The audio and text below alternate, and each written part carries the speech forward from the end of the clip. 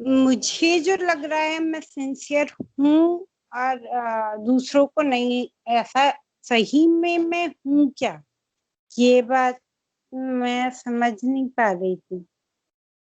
मतलब मतलब अगर वो मेरे को लगता है कि मैं सिंसियर हो गई हूँ, पहले से ज्यादा प्रोग्रेस कर गई हूँ, पर क्या सही सेंस में मैंने प्रोग्रेस करी है, या मैं अपने ही प्रोग्रेस को कैसे एनालाइज करूंगी, कैसे इवैल्यूएट करूंगी कि मैंने प्रोग्रेस करी भी है या नहीं, या मैं वहीं पे हूँ जहाँ पे 1 साल पहले थी। हाँ, सही बात है। तो ये आप आप ये बता। कैसे इवेल्युएट करते हो आपने यात्रा करी है या नहीं करी है? हाँ, आप सीढ़ी के ऊपर चढ़े हो या नहीं चढ़े हो, आपको कैसे पता चलता है?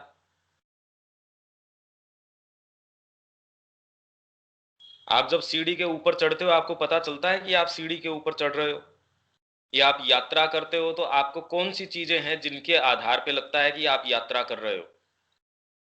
ये जो अभी जो आपके नज़ारे हैं जब वो पीछे छूटने लगते हैं, तब आपको पता चलता है कि आप यात्रा कर रहे हो। सीढ़ी के ऊपर जब आप चढ़ते हो तो जो पहले के सोपान थे जब वो पीछे रहने शुरू हो जाते हैं, आप आगे से आगे उत्तरोत्तर चढ़ते हो, वो चीजें जब पीछे रहनी शुरू हो गई इसका मतलब आप चढ़ रहे हो। आपको कैसे पता चले कि आप सिंसियर हैं या नहीं है? देखिए, ये चेक तो एक सही चेतना के अंदर जाने से ही हो सकता है। जब आप माँ को, श्री अरविंद को पढ़ते हैं, उनकी आप कितनी नज़दीकी महसूस करते हैं। पहले आप एक परिप्रेक्ष्य के अंदर और चीज़ों को समझते थे, उनको देखते थे। धीरे धीरे आपका सोचने समझने का, सारी चीज़ का दायरा, इस पुस्तक को भी आप जिस तरीके से शुरू में हमने शुरू किया था, क्या वो कॉन्सेप्ट्स पहले से अभी क्लियर हैं क्या? आप ये बताइए पहले तो, कि जहां से हमने पहले शुरू किया, क्योंकि ये प्योरली साइकोलॉजिकल आपकी सब्जेक्टिव चीज है कि आपने प्रोग्रेस करी है या नहीं करी है। जो बाहरी मापदंड से इतनी पता नहीं चल सकती, क्योंकि बाहरी मापदंड से तो जो प्रोग्रेस के मापदंड हैं वो उतने सही नहीं हो सकते। ये तो आंतरिक रूप से आपको तय करना है कि वास्तव में आपने और जिस उद्देश्य को लेके चल रहे हैं, अगर आपका उद्देश्य बाहरी है तो उन मानदंडों से तो लोग कह सकते हैं कि आपके पास बंगला हो गया, गाड़ी हो गई, या जो जो पैरामीटर्स हैं जो प्रोग्रेस के जनरली मानते हैं, अगर वो आपने करी है तो काफी प्रोग्रेस करी है। पर अगर हम जिस फील्ड की बात कर रहे हैं प्रोग्रेस की, अगर वो फील्ड आंतरिक है, साइकोलॉजिकल है, तो उसके मानक भी साइकोलॉजिकल होंगे। तो पहले तो आप इस बात का जवाब दीजिए कि जैसे इसी पुस्तक को, जो कॉन्सेप्ट्स आज जो समझाए जा रहे हैं, अगर आप उनको दोबारा देखते हैं पीछे, क्या वो कुछ बेटर समझ में आते हैं, या हमने पहले जहां से शुरू किया था अब आप क्या पाते हो, ये बताइए। हाँ, समझ में आते हैं भैया, पर जैसे ये बात है कि हम अगर किसी shrub पे या पेड़ पे चढ़ गए तो हमें आगे का व्यू तो दिख रहा है पहले से क्लियर, पर पीछे वाला भी तो उतना ही क्लियर दिख रहा है। तो अगर पेड़ पे जैसे हम अगर इस जर्नी में आगे बढ़ रहे हैं तो आगे वाला दिखना अच्छा है, पर पीछे वाला दिखना भी, पीछे से भी उतना ही अटैच होके रहना तो ठीक नहीं है ना। नहीं, पीछे का क्या मतलब है?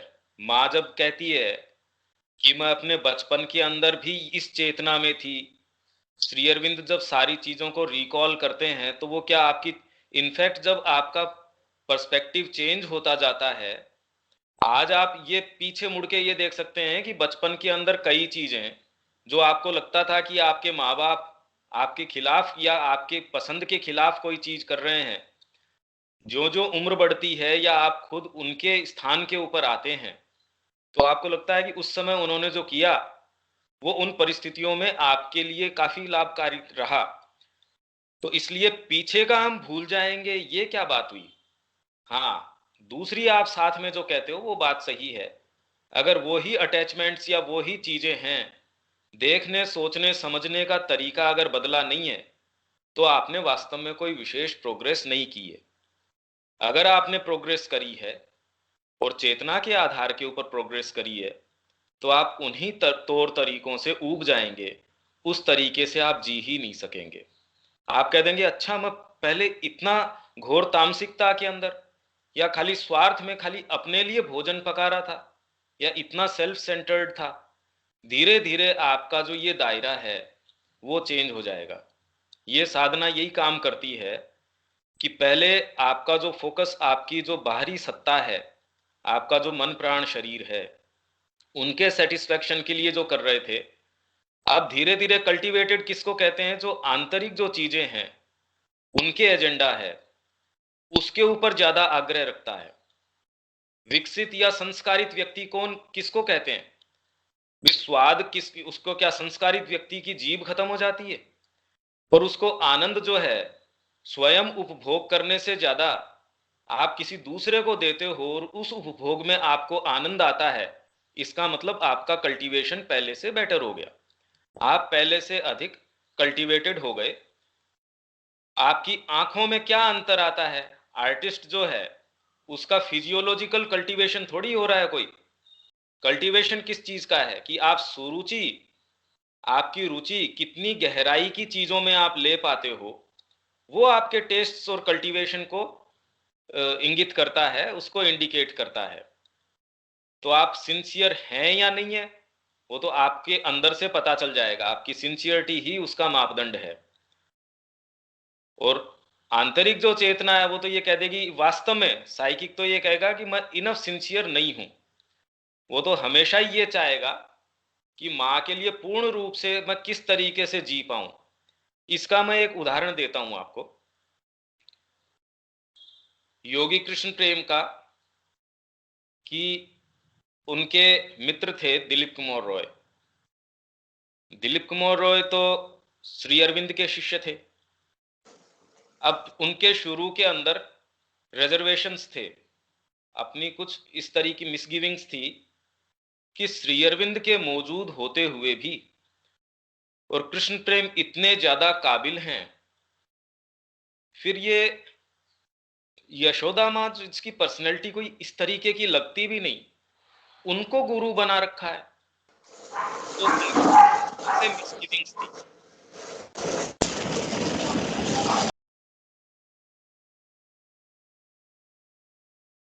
दिलीप कुमार रॉय की। तो कृष्ण प्रेम को जब एक बार उन्होंने इस तरीके से व्यक्त किया, उन्होंने कहा मेरे को तो जरूरत नहीं है श्री अरविंद को गुरु बनाने की, मेरे को जो कुछ मिलना है वो तो मेरे गुरु से मेरे को मिल ही रहा है। तो इस बात के ऊपर थोड़ा सा वो कभी भी उनको ये बात कभी डाइजेस्ट हो नहीं पाई दिलीप कुमार रॉय को। फिर बाद में खैर प्रकरण है उसके अंदर उन्होंने स्वीकार भी किया कि नहीं, आपका जो निर्णय है, क्योंकि गुरु इस तरीके से नहीं बनाया जा सकता कि सामने पर्सनैलिटी किस तरीके की है किस तरीके की नहीं है। एनीहाउ, जब कृष्ण प्रेम एक बार साउथ की यात्रा कर रहे थे तो पौंडीचेरी आश्रम में गए और माँ के पास वो गए। उनको दिलीप कुमार रॉय ने उनसे मीटिंग फिक्स करी माँ से, तो उन्होंने माँ को प्रणाम किया कृष्ण प्रेम ने।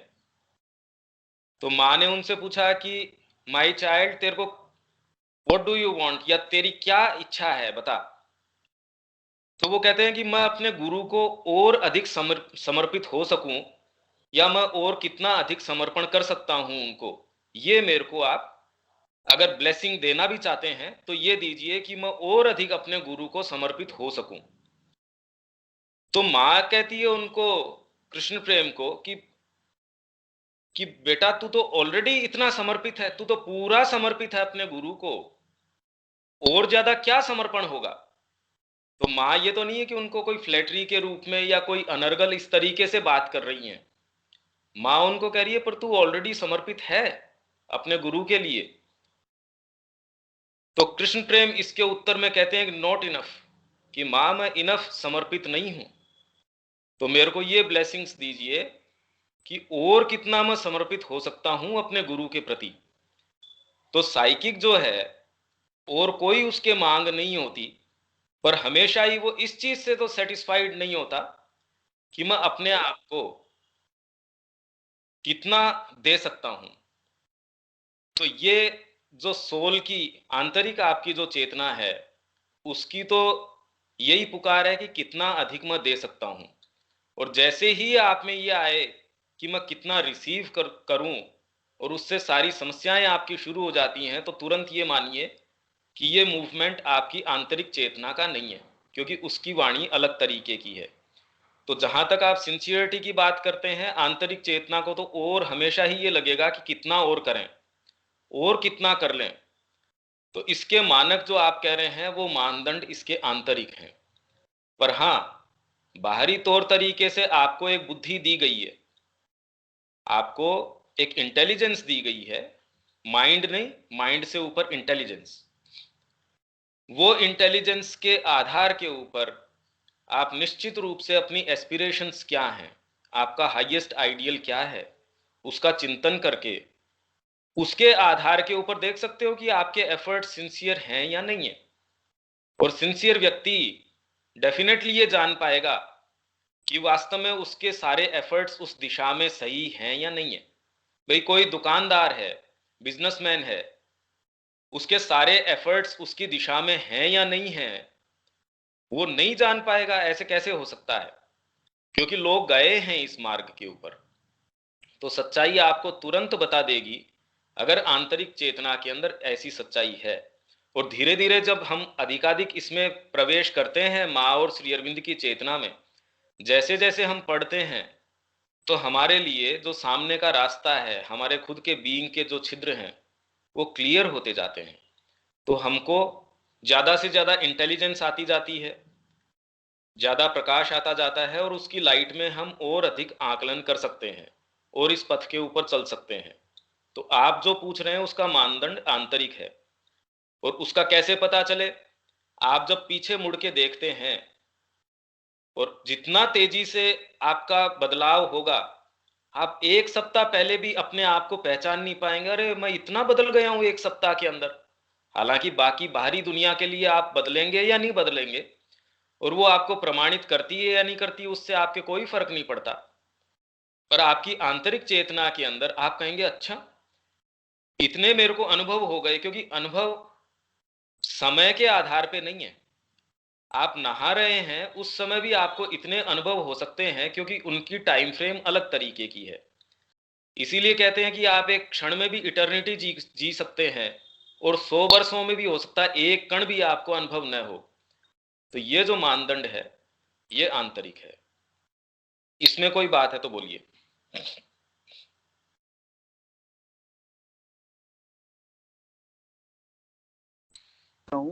मैं कुछ कहना चाहता हूँ।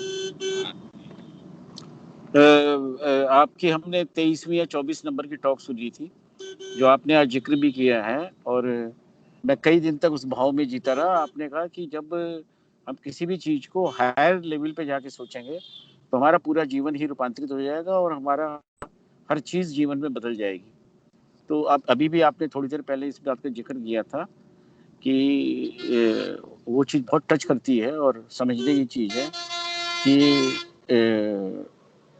बस यही कहना चाहता हूँ। आपने पहले बताया है कि हम जब बहुत ऊंचाई पे जाके हर चीज़ को देखेंगे, चाहे वो कोई सी भी परिस्थिति हो जीवन की, तो जीवन ही रूपांतरित हो चला रहा है।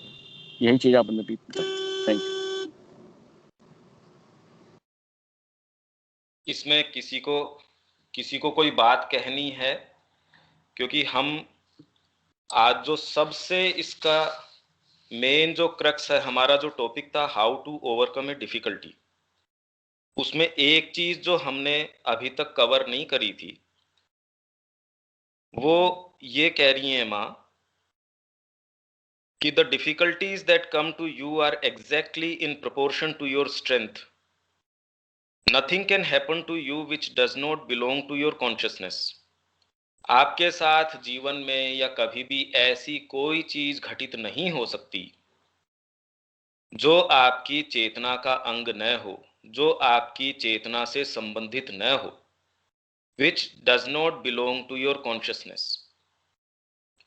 or all that belongs to your consciousness, और जो कुछ आपकी चेतना को बिलोंग करता है, आपकी चेतना से जो कुछ भी संबंधित है, you are able to master, उसको आप निश्चित रूप से मास्टर कर सकते हैं।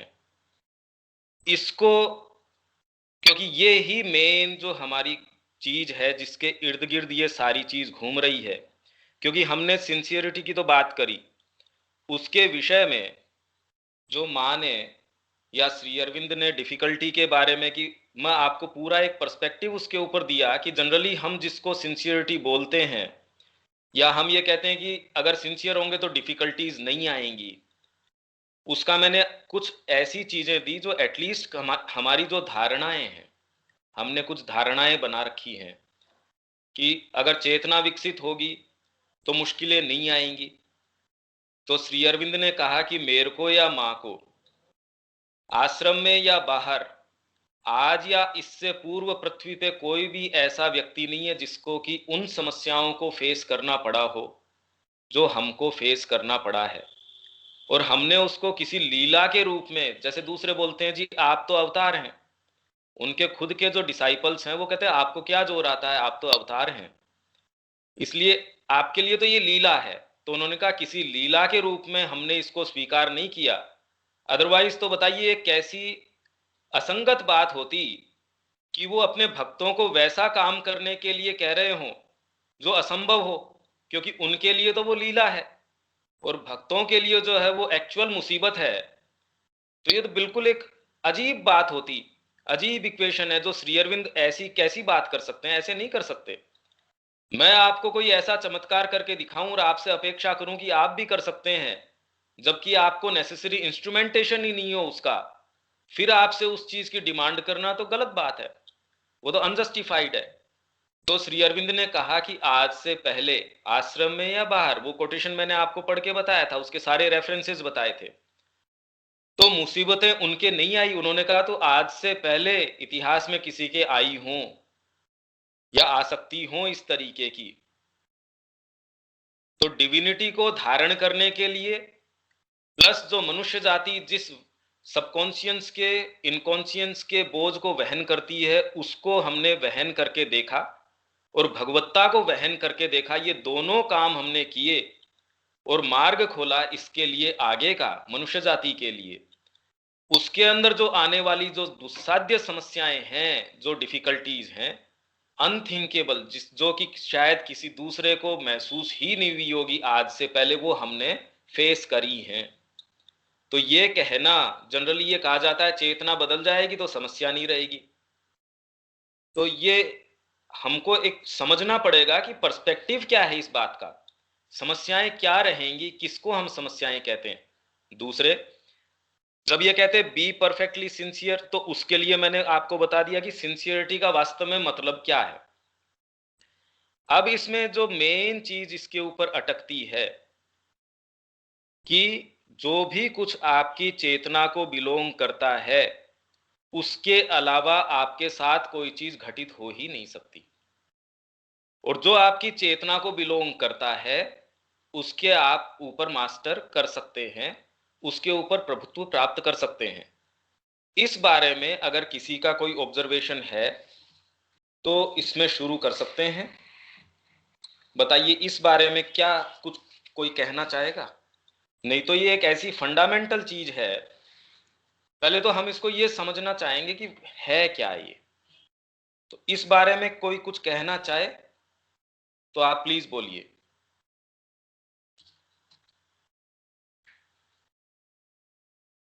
मारोदिया जी कुछ कहना चाहेंगे या खंडेलवाल जी कुछ कहना चाहेंगे इसके बारे में?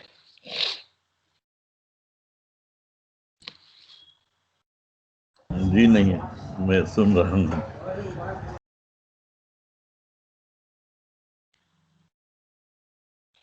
खंडेलवाल जी कुछ कहना चाहेंगे आप, या और कोई भी जो यहाँ हैं, आप लोग कुछ कहना चाहेंगे इसमें कि इसका क्या अर्थ हुआ कि जो आपकी चेतना को बिलोंग करता है उसी के आप संपर्क में आ सकते हैं और कोई दूसरी चीज के संपर्क में आ ही नहीं सकते। क्या मतलब हुआ इसका?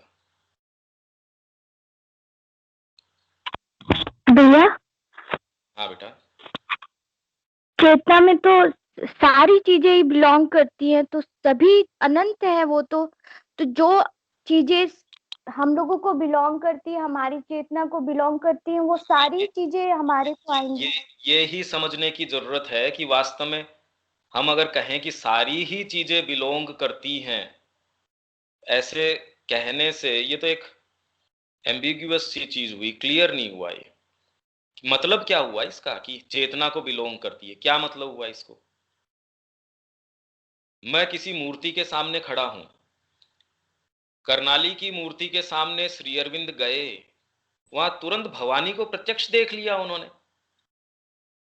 हम आज भी उस अनुभव को सोच के अगर उसके सामने जाते हैं तो अब ठीक है, उस भावना के साथ हम आंखों के सामने जो दो दृष्टि पटल के सामने जो एक इमेज बनती है, उसके साथ ये इस कंसेप्शन को जोड़ने के उसके साथ एक पिक्चर बनाते हैं कि श्री अरविंद ने ऐसा कहा। या अल्मोड़ा के अंदर हम जाते हैं इस भाव के साथ, क्योंकि कृष्ण प्रेम ने अपनी पुस्तक में ये कहा कि यही ठाकुर जी ने उनका दिया हुआ हलवा जो है वो पाया था, उस हलवे के अंदर उनकी 2 अंगुलियां मिली थी।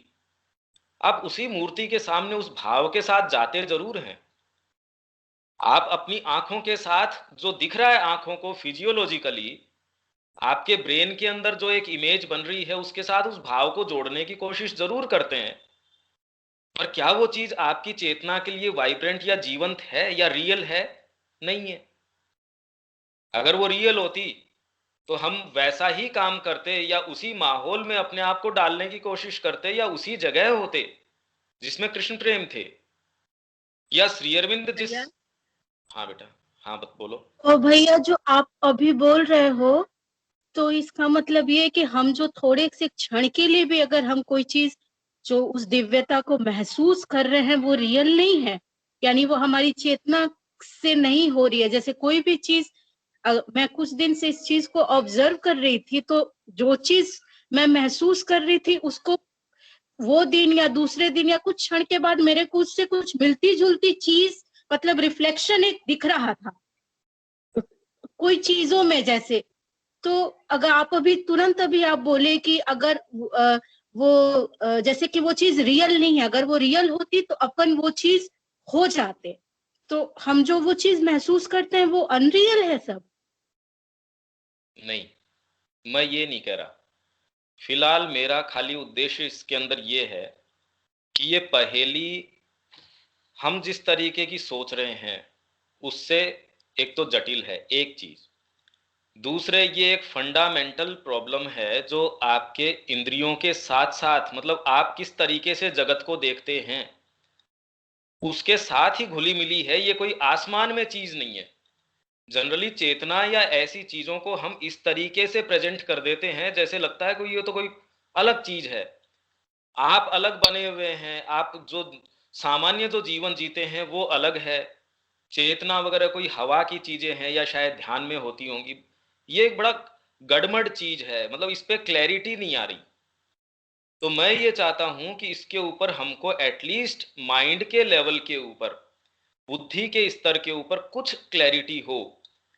आप फील करते हैं, आप में इमोशंस उठते हैं, एस्पिरेशंस आती है, ये सारी इतनी घुली मिली चीजें हैं। आप में भावनाएं भी उठती है, एस्पिरेशन भी उठती हैं। आपको कोई सपना आया, वो सपना अपने आप में विजन है या वो सपना कोई अंतः प्रेरणा है या वो कोई आपको प्रिमोनिशन है जो आपको फ्यूचर का कोई इंडिकेशन दे रहा है, या वो सपना खाली आपके पेट के अंदर आज वायु बन रही है, या आपको कोई अभी इस टाइम कोई पेशाब की दिक्कत हो रही है तो इसलिए वो सपना आ रहा है, या वो सबकॉन्शियस से आ रहा है, या आपके परिवार के कारण आ रहा है। अब कैसे इनको डिफ्रेंशिएट करो?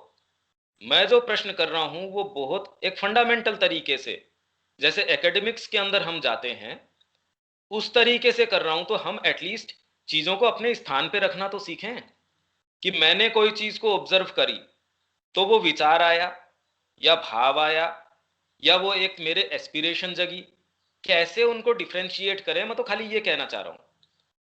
तो इसके अंदर हम कहते हैं कि कोई चीज हमारी चेतना को बिलोंग करती है, उसी के हम संपर्क में आ सकते हैं। इसका, आपके इस शब्द का या इस बात का अगर किसी के थोड़ा बहुत इंप्रेशन बनता है, वो आप बोलिए कि जो कुछ आप ऐसी दुनिया में कोई चीज के संपर्क में आ ही नहीं सकते जो आपकी चेतना का अंग न हो। तो इसका क्या अर्थ है? फिर हम धीरे धीरे इसको एकदम प्रैक्टिकल तरीके से टटोलना शुरू करेंगे, क्योंकि इसमें अगर ऐसी चीजों के स्तर के ऊपर हम इसको लेके चले जाएं जिसको हम टच नहीं कर सकें या जिसको अनुभव नहीं कर सकें, तो ऐसी चर्चा से कोई मतलब नहीं है। इसलिए हम इसको बिल्कुल ऐसी चर्चा से जोड़ना चाहते हैं जो हमको रिलेट करती हो, तो हम जान सकते हैं उससे, और उस दृष्टिकोण से धीरे धीरे हम देख सकते हैं। तो एटलीस्ट हमारे लिए ये एक टेंजिबल चीज होगी, हमारे लिए एक ऐसी चीज होगी जो अनुभव गम्य होगी। ऐसे शब्द ना होंगे जिनको न हमको पता है, कोई ऐसा हम कह दूं एक रेवलेशन होता है, ऐसे परमात्मा दिखते हैं, अब कोई हम तो टच नहीं कर पाते या हम तो इसको पकड़ नहीं पाते इस बात को, इसलिए उस चर्चा का कोई अर्थ नहीं है, कोई फ्रूटफुलनेस नहीं है उसकी।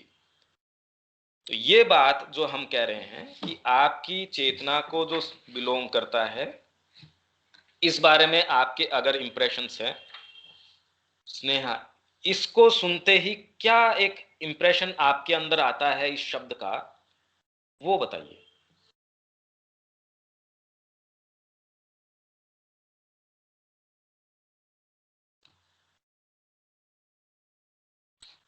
या जो चीज हम में नहीं है या जो चीज हम नहीं है, वो हम बाहर कभी उस चीज को देख नहीं सकेंगे, महसूस नहीं कर सकेंगे, उस चीज के संपर्क में नहीं आ सकेंगे। तो सबसे पहली चीज जो घटती है वो हमारे अंदर से ही हो रहा है, और तभी हम उस चीज को वैसा बाहर देख रहे हैं। हाँ, ये फंडामेंटल बात है।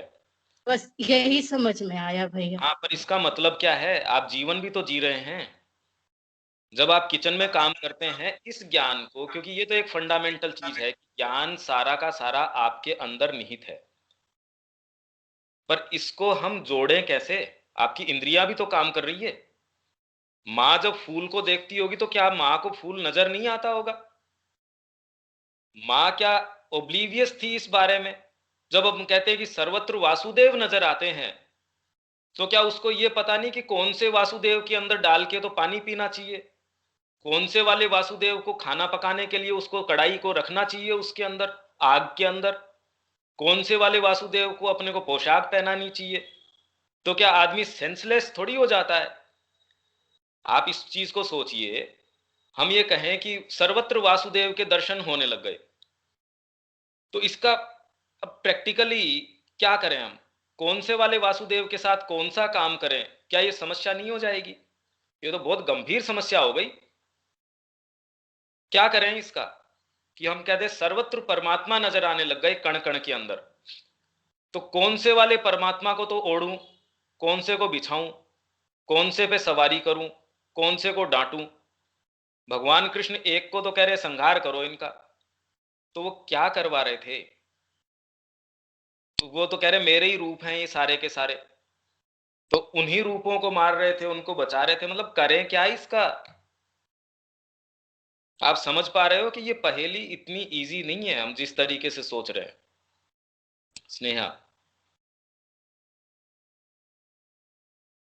यह जैसे अभी आप बोले कि कौन से वासुदेव को किस तरीके से यूज करे, तो भैया हर चीज का तो कर्म निर्धारित है ना। अब जैसे चप्पल की बात कहें तो चप्पल तो पहनने के लिए बनी है, तो हम उस कॉन्शियसनेस में रहते हुए भी उस चीज के प्रति कॉन्शियस है कि वो किस चीज के लिए बनी है, हमको किस तरीके से मतलब उसका उपयोग करना है, वो उसका क्या प्रयोजन है, उसका क्या यूज है। अब उसको सिर पे तो नहीं रख के चल सकते हैं, तो उस कॉन्शियसनेस के साथ हमको वो जो चीज है जो जिसको ब्रह्म बोल रहे हैं, जैसे सब चीज ब्रह्म है, पर उस ब्रह्म का क्या यूज है, वो किस चीज में यूज हो सकता है। तो जब हम उसके प्रयोजन, जो उसके पीछे उस जो मतलब रीजन है वो किस लिए है, अगर उस चीज को ध्यान में रखते हुए कुछ करें, तब शायद कहेंगे कि हम बहुत सारी चीजों को जो भी हम कर रहे हैं वर्ल्डली जो हम करना चाहते हैं, जो भी हमारे एक्शंस है, अभी आप रसोई की बात कर रहे थे, तो तेल कढ़ाई में डालनी है कि कढ़ाई के ऊपर तेल डालना है, तो वो सब हम तभी कॉन्शियस रहेंगे जब हम सबकी जो काम सबका बटा हुआ है कि जो जो जिस चीज के लिए बना है उसको ध्यान में रखते हुए करें, तो शायद इतना ही समझ में। हाँ, बिल्कुल ठीक बात है। पर चेतना अपने आप को जहां जिस स्तर पे घनीभूत करती है उसके आधार पे काम भी तो बदल जाता है। आपने जिन चीजों के लिए जो घनीभूत चेतना आपने करके और जिस तरीके से चीजों का उपयोग करती है, पशु के पास वही पुस्तक पढ़ने से क्या उपयोग कर सकता है उसका?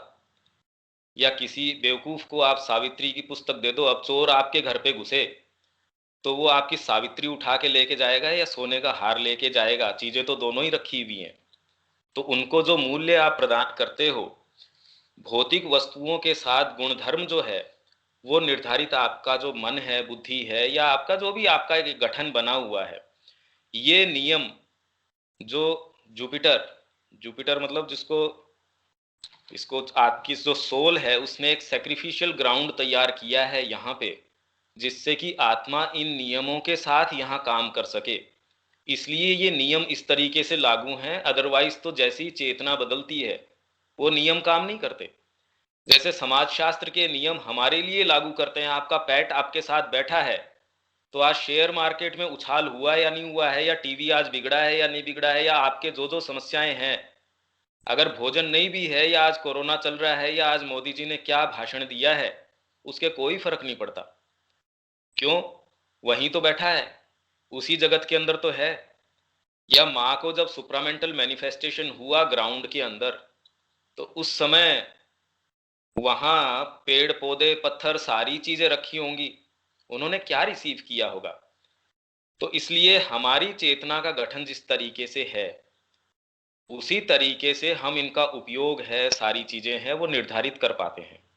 एनी हाउ, अब ये कहानी शुरू से शुरू करते हैं। वास्तव में होता क्या है इसके अंदर, कि हम अगर इसको देखें तो अगर ऊपर से देखें, नीचे से देखें, व्यावहारिक रूप से हो क्या रहा है, इसमें सबसे पहले तो इसमें एक इंडिविजुअल बीइंग है। ये मैं कोई इसका जवाब नहीं दे रहा, पर आपको कुछ ऐसे इनपुट्स दे रहा हूं जो दुनिया को आप किस तरीके से देखते हैं उसमें पूर्ण रूप से अंतर ला देता है, कि किस तरीके से आपकी चेतना को वो चीजें बिलोंग ही नहीं करती, या आप उस तरीके से जगत के संपर्क में आ ही नहीं सकते।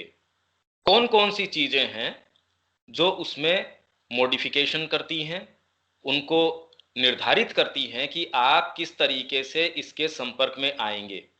जैसे एक पशु है, वो उस आपकी पुस्तक के ऊपर से भी निकल जाएगा, पर पुस्तक जो शब्द का अर्थ है या पुस्तक का कॉन्सेप्ट है वो उसके आ ही नहीं सकता। आपके ऑर्गन्स, अगर फिजिकल जो सेंस ऑर्गन्स हैं आपके, अगर पशु के भी लगा दिए जाएं, अगर उनके प्रत्यारोपण कर दिया जाए आपके अंगों का, तो भी क्योंकि उसकी चेतना एक स्तर के ऊपर बद्ध है, तो आपके जो सेंस ऑर्गन्स हैं उनके कारण आप नहीं देख रहे। धीरे धीरे हम इस विश्लेषण के अंदर जाना चाहेंगे कि कौन सी जो चीजें हैं वो इसमें फेरबदल करती हैं। दुनिया को आप जो देखते हो उसमें कौन कौन सी ऐसी चीजें हैं, क्योंकि आंखें तो फिजियोलॉजिकली हम सारे बैठे हैं, उन सब की अगर आप डॉक्टरी मुआयना करवाओ तो आपको जो उसके अंदर बताएगा कि आपकी आंखों का ये नंबर है, या जो जो वो पता करेगा, वो कभी ये नहीं बता सकता कि इसके आधार के ऊपर आपने जो ये सेंटेंस पढ़ा, एक जना तो उस सेंटेंस को पढ़ के 4 दिन आनंद के अंदर झूम रहा है, उसी सेंटेंस को पढ़ के एक जना एकदम डिप्रेशन के अंदर चला गया कि ये क्या हुआ। तीसरा जना अलग तरीके से उसके ऊपर रिफ्लेक्ट करता है या रिएक्ट करता है। तो कोई भी डॉक्टरी मुआयना आपको ये नहीं बता सकता कि उसमें ऐसी कौन सी चीज रही, जबकि हो सकता है कि जिसकी आंखें कमजोर है उसी मूर्ति को देख के उसके अंदर वो परमात्मा की छवि देख पाए, और जिसकी आंखें बहुत तेज है, आपको अगर माइक्रोस्कोप भी लगा दिया जाए और आप उस मूर्ति का विश्लेषण करें आपके अगर एक कलाकार की भी आंखें हैं तो आप उसका विश्लेषण एस्थेटिक तरीके से तो कर सकते हैं, पर उसमें परमात्मा कैसे अभिव्यक्त हो रहे हैं, उसके लिए आपकी कलात्मक जो दृष्टि है वो अगर न भी हो तो भी उसके अंदर से आप जो देख पाएंगे, जैसे जिसकी दृष्टि है वो हर कण कण में परमात्मा इसी कारण तो देख पाता है क्योंकि वो अंदर से विकसित है। कोई जो भौतिक आंखें हैं या किस तरीके से उसको दिखती होगी और उनका एक्सपीरियंस रियल होता है या नहीं होता है, माँ किस तरीके से जगत को देखती है, तो उनके शरीर का अगर डॉक्टरी मुआयना किया जाए तो डॉक्टर तो कभी नहीं बता पाएगा कि उनको किस तरीके से नजर आता है या कौन से सेंस ऑर्गन्स अलग हैं जो उस जगत को अलग दिखाते हैं। तो कैसे पता चले कि कौन सा जगत रियल है या कौन सा नहीं है। तो ये कहानी हम शुरू करते हैं, सबसे पहले तो इस मैनिफेस्टेशन के अंदर आता कौन है। तो इसमें एक व्यक्तिगत आत्मा मतलब इंडिविजुअल सोल, वो वास्तव में तो परमात्मा से अभिन्न है। जो इंडिविजुअल आपकी जो सोल है वो बिल्कुल आइडेंटिटी में है डिवाइन से, और उन परमात्मा की ही अनंत कलाओं में से अगर हम ये कहें, क्योंकि अब कोई शब्द तो काम में लेने पड़ेंगे, हम अपने तरीके के ये डेफिनिशंस या इस तरीके की परिभाषाएं या शब्द तैयार करते हैं। अब बंदर बैठ के हमारे लिए कितने भी शब्द तैयार करते होंगे, हमारे ऊपर कितने लागू होते होंगे, या आपका जो बहुत प्रिय आपका कोई पेट है वो आपके लिए कितने इक्वेशंस तैयार करता होगा, अब आपके लिए कितने वो लागू होते होंगे। पर फिर भी खैर, क्योंकि हमको एक सेंस ऑफ चॉइस है, सेंस ऑफ जो चीज़ों को लेना है उनमें कॉन्शियसली उसमें आगे बढ़ना है, पहली बार हमको मनुष्य जाति को ये दिया गया है तो उसका उपयोग एक सदुपयोग में लेना चाहिए।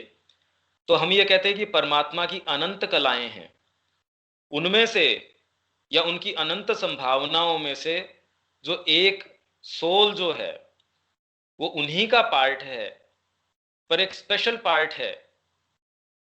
तो एक विशिष्ट कला को वो जो सोल है उनके एक विशिष्ट तत्व को प्रकट करने के उद्देश्य से पार्थिव अभिव्यक्ति में आती है। ये जो मैनिफेस्टेशन है, पार्थिव मतलब टेरेस्ट्रियल, ये जो पृथ्वी है उसकी कंडीशंस के अंदर जो एक इंडिविजुअल सोल है वो इस मैनिफेस्टेशन के अंदर आती है। क्रम विकास में जो इवोल्यूशन हो रहा है उसमें वह एक मन प्राण शरीर में व्यक्तित्व धारण करती है। उसको एक मन मिलता है, प्राण मिलता है, शरीर मिलता है। मन का मतलब जिसको आप जनरली ये कहते हो मेरा मन खराब है, मन अच्छा नहीं है, उस मन की बात नहीं हो रही, माइंड की बात हो रही है। क्योंकि जनरली जिसको मन कहते हैं वो तो वाइटल है कि आज मन अच्छा नहीं है, आज मन खराब है, या मन ये खाने का कर रहा है। माइंड मन है तत्व की, वो ही आपको डिफ्रेंशिएट करता है, अलग करता है। जो प्राणी है, जो इससे लोअर जो लेवल के जो आपके जीव हैं उनसे आपको अलग करता है। तो एक मन प्राण शरीर में व्यक्तित्व वो आत्मा धारण करती है अपने मैनिफेस्टेशन के लिए। इस व्यक्तित्व में चेतना के निश्चेतन व अवचेतन स्तरों से लेकर चेतना के गंभीरतम और अति चेतन स्तरों तक का प्रवेश रहता है। आपकी जो पर्सनैलिटी बनी है आप उस बारे में पूरे तरीके से कॉन्शियस नहीं है। इवन आप तो शरीर की क्रियाओं के बारे में भी कॉन्शियस नहीं है। फिजिकल साइंस जो रहस्य आपके शरीर के निकाल के लेके आ रही है, आप तो डायरेक्टली उनके बारे में भी सचेतन नहीं है। पर हमारे पुराणों में, हमारे ग्रंथों में शरीर की क्रिया के विषय में भी जिस तरीके से वर्णन है, जो शक्तियां उसके अंदर संभव हैं कि शरीर को कितना भी बड़ा बनाया जा सकता है, कितना भी सूक्ष्म बनाया जा सकता है, वो सारी संभावनाएं हैं। और हमारे लिए इसलिए प्रमाणित हो जाती हैं क्योंकि रिकॉर्ड ऑफ योग में श्री अरविंद ने खुद करके दिखाया है। वो कह रहे 2 साल से मैंने ब्रश नहीं किया या ऐसा कोई काम नहीं किया, मेरे दांतों को या मुंह को साफ या उसकी सफाई करने वाली कोई मैंने बाहरी चीज काम में नहीं ली, पर मेरे जो कोई भी इम्प्योरिटीज या दांतों में पीलापन था वो बिल्कुल स्वच्छ हो गया है। वो कहते हैं मेरे जो बाल हैं, जिस दिन मैं इस चेतना में होता हूं तो बाल इस तरीके से रेस्पॉन्ड करते हैं। अगर आप उनका रिकॉर्ड ऑफ योग पढ़ें, रिकॉर्ड है भी वो उनके योग का, उन्होंने प्रमाणित कर दी जितनी भी आज तक की आध्यात्मिकता थी, जिसको कपोल कल्पना मानते थे, अगर वो छपती नहीं तो वो सारी को लोग ये कह देते हैं कि भी ये आप दकियानूसी बातें कर रहे हैं। पर श्री अरविंद ने वो लिखने के बाद लोग मानते या नहीं मानते वो उनके समझ की बात है। भैया आप ये कहते हैं, साइंस या डॉक्टर क्या मानता है, आप उसको जाके कहते हैं कि मेरे पेट में दर्द है और उसको मान के वो उस आधार के ऊपर आपको दवाई दे देता है। कोई दूसरा पूछेगा क्यों आपने कैसे दवाई दे दी, कह रहे वो कह रहा है ना कि इसके पेट में दर्द है। तो वही डॉक्टर के पास आप जाके उसको ये कहो कि मेरे को अंतः प्रेरणा हुई, मेरे को महसूस हुआ, उस चीज को वो नहीं मानेगा।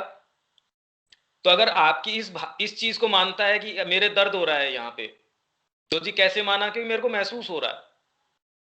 तो आपको ये महसूस हो रहा है कि माँ आपके नजदीक है, इस चीज को डॉक्टर नहीं मानेगा, तो क्या आवश्यकता है कि वो मानता है या नहीं मानता है। तो आप उसके प्रेजुडिस को देख सकते हैं कि किस तरीके से वो प्रेजुडिस्ड है इस चीज के अंदर, कि वो आपकी एक चीज को मानता है कि क्योंकि आपको महसूस हो रही है, मेरे पेट दर्द हो रहा है, इस चीज को मान लेगा। पर मेरे को आनंद की अनुभूति हो रही है, जैसे कि माँ मेरे सिर के ऊपर हाथ रख रही है, मेरे हृदय में माँ की सॉफ्टनेस महसूस हो रही है। अब डॉक्टर तो कभी नहीं मान सकता इस चीज को। तो इस व्यक्तित्व में चेतना के, आपका जो व्यक्तित्व है उसमें चेतना के टॉपमोस्ट लेवल से लेके आपके जो लोवेस्ट जो लेवल्स हैं, निश्चेतन और अवचेतन स्तर हैं, उनका भी प्रवेश है। और आपके जो गंभीरतम और अति चेतन मतलब सुपर कॉन्शियंट जो स्तर हैं, वो भी इसके अंदर हैं, क्योंकि उसी ने तो ये शरीर धारण किया है। अगर आप स्वयं इस शरीर को स्वयं मानते हो तो इसके तो मृत्यु के बाद में तो उसकी सत्ता खत्म हो गई। तो जो रेकर कौन करता है, बार बार आता कौन है। अगर हम इस चीज को स्वीकार करें कि कोई ऐसी चीज है जो बार बार आती है और जो मन प्राण शरीर धारण करती है, इसीलिए सतत एवोल्यूशन चल सकता है, अदरवाइज तो जितने जने आए वो खत्म हो जाएंगे। एवोल्यूशन चलेगा कैसे अगर हम शरीर का नहीं, बाहरी व्यक्तित्व का भी उसके साथ साथ आंतरिक चेतना की अगर विकास की बात करें, तो जो रूप आए अगर वो वहीं खत्म हो गए तो फिर आगे विकास चल ही नहीं सकता। तो इस आधार के ऊपर ये तय हो जाता है कि जो आत्मा है वो एक ऐसा व्यक्तित्व धारण करती है जो, क्योंकि आत्मा स्वयं टॉपमोस्ट जो सुपर कॉन्शियंट लेवल्स हैं उससे लेके जो लोवेस्ट आपके जो सबकॉन्शियंट और इनकॉन्शियंट लेवल्स हैं, वो सारे के सारे आपके इस मन प्राण शरीर में जो व्यक्तित्व है उसमें उनका इनपुट होता है। इसीलिए पृथ्वी के ऊपर जो भी आप जो रिजल्ट प्राप्त करते हैं, क्योंकि और स्तरों के ऊपर माँ और श्री अरविंद कहते हैं जो देवता के स्तर हैं उनको ये चैत्य पुरुष की जो एक स्पेशल गिफ्ट मिली है उनको नहीं है, पर मनुष्य के पास ये है। इसलिए यहां सारी चीजों के दरवाजे खुल रहे हैं और उसके माध्यम से जो इसमें से जो निष्कर्ष निकल के आएगा, जैसे लेबोरेटरी के अंदर से कोई चीज निकल के आएगी वो सब जगह प्रयुक्त करी जा सकती है, वैसे ही पृथ्वी के ऊपर आप एक पर्टिकुलर इक्वेशन लेके आए हो परमात्मा की, आप उस इक्वेशन को किस तरीके से सोल्व करके पुनः अपने वास्तविक जो स्वरूप है आप जब उसके ऊपर चले जाएंगे, ये जो सॉल्यूशन होगा ये हर जगह इसको प्रयुक्त किया जा सकता है कि चेतना के स्तर के ऊपर। यही तो माँ कह रही थी कि आश्रम में मैं कोई चीज संसिद्ध करती हूं तो पूरी पृथ्वी के ऊपर उस चीज को लागू किया जा सकता है। तो अब क्या होता है, इतनी जटिलताएं इसके अंदर मन प्राण शरीर में हमारे आ जाती हैं और इतनी द्वंद्व हैं, सुख है दुख है, लाभ है हानि है, सफलता है असफलता है, उत्थान है पतन है। इन सब से होते हुए, इनका उपयोग करते हुए परमात्मा जीव में जो आप में जो इंडिविजुअल सोल बनी है उसमें अपनी वह विशिष्ट अभिव्यक्ति जो एक पर्टिकुलर जो एक स्पेशल मैनिफेस्टेशन करना चाहते हैं वो कैसे निहित करते हैं, उसका बीज कैसे निहित करते हैं कि स्नेहा के अंदर से पर्टिकुलर यही वाली अभिव्यक्ति करनी है कि इस बीज में से यही ही चीज निकलनी है उसको आपकी एक आंतरिक श्रद्धा के रूप में आपके अंदर निहित कर देते हैं कि आप में, जीव में ये चीज ही निकल के आनी है। उसको बीज रूप में, बीज क्या, श्रद्धा, फेथ, उसके रूप में आप में निहित कर देते हैं। और वो निहित करके धीरे धीरे जब वो अनफोल्ड करती है अपने आप को इस टेरेस्ट्रियल मैनिफेस्टेशन के अंदर, उसके द्वारा वो अपनी जो स्पेशल मैनिफेस्टेशन है परमात्मा, उसको संसिद्ध करते हैं। तो इस तरीके से अब ये होता है, पर ये करते किस तरीके से? एक स्पेशल, एक बीज हमारे अंदर निहित करते हैं वो इस तरीके से कि जैसे बीज के अंदर पौधे को पूरे को निहित कर रखा है, वैसे ही श्रद्धा के रूप में आपकी अंतरात्मा में एक स्पेशल मैनिफेस्टेशन निहित कर देते हैं। और आप संसार में, आप किसी चीज के साथ संपर्क में आते हैं, उसके विषय में जो आप विचार बनाते हैं वो आप एक पर्टिकुलर तरीके का विचार बनाते हैं। इस दृष्टिकोण से आप विश्व में किसी भी चीज के संपर्क में आते हैं, आपको वो चीज आंखों से नजर जरूर आती है।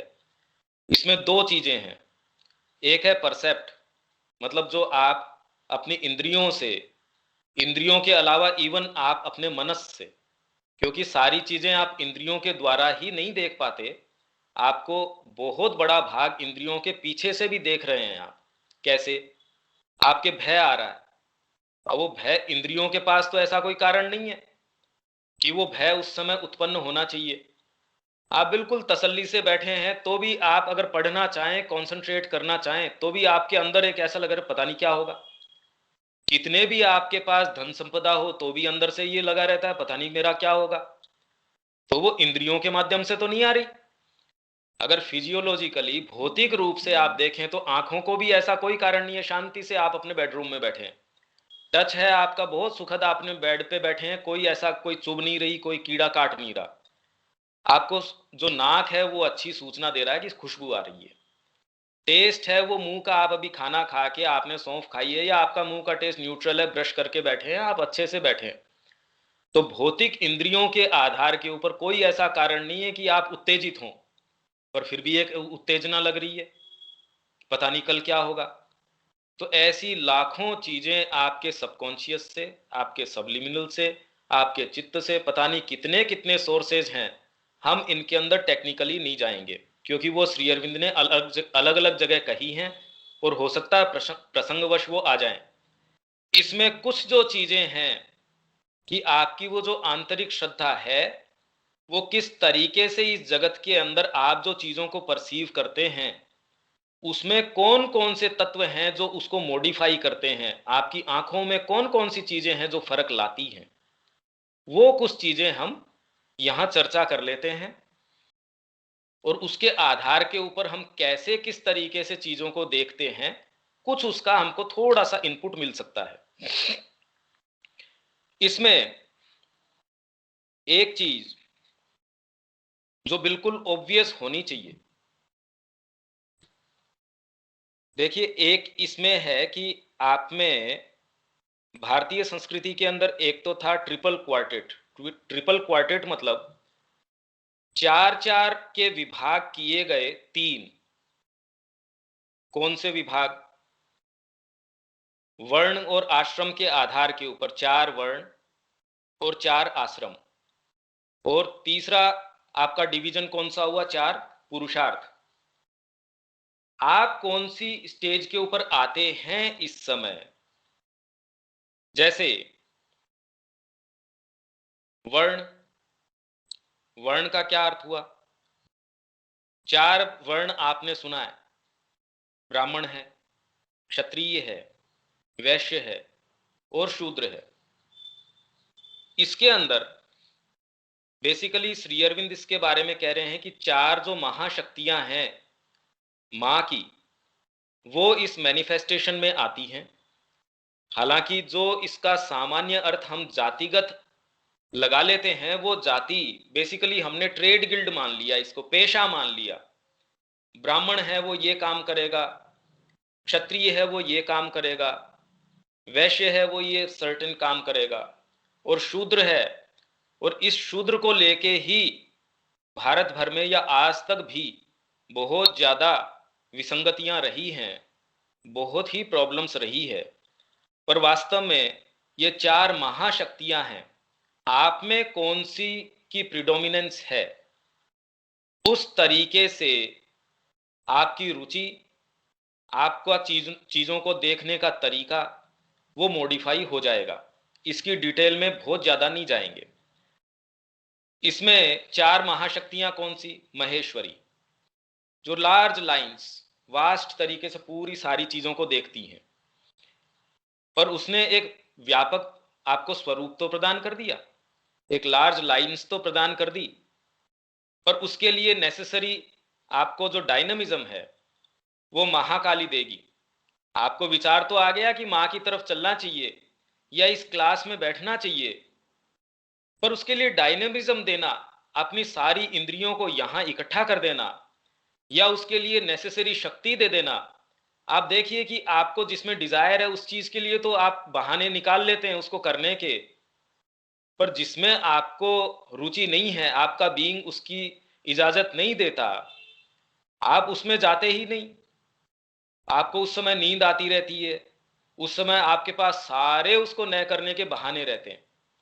तो उसके लिए नेसेसरी जो आपको शक्ति प्रदान करेगी वो करेगी महाकाली।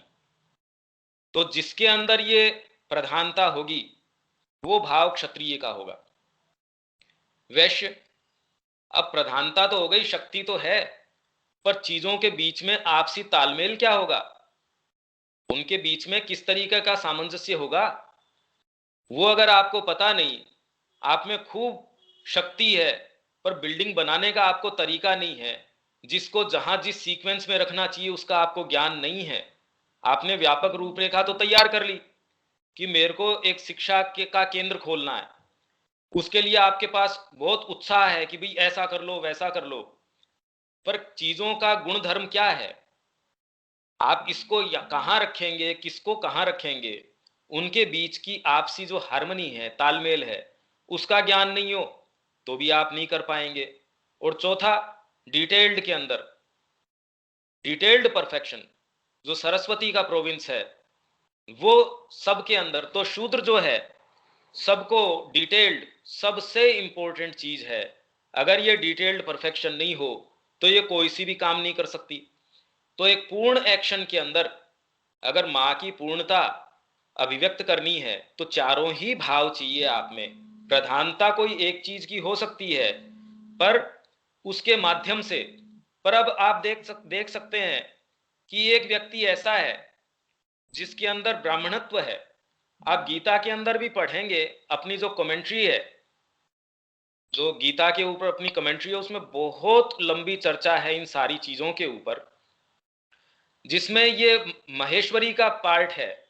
और उसको आप अगर शूद्र वाला काम दे दो तो उसके लिए तो मुश्किल हो जाएगी।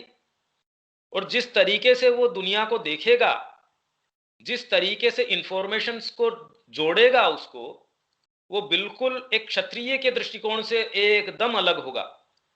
इस रूप में पूरी विश्व का जो सजेशन, जो तरीके, जिस तरीके से चीजों को, फिजिकल चीजों को भी, जिस तरीके से आपकी आर्थिक नीति को, समाज नीति को, सारी को जो एक जिस तरीके से वैश्य देखेगा, एक क्षत्रिय उस तरीके से नहीं देखेगा, एक ब्राह्मण बिल्कुल उस तरीके से नहीं देखेगा, और शूद्र तो निश्चित रूप से उस तरीके से नहीं देखेगा।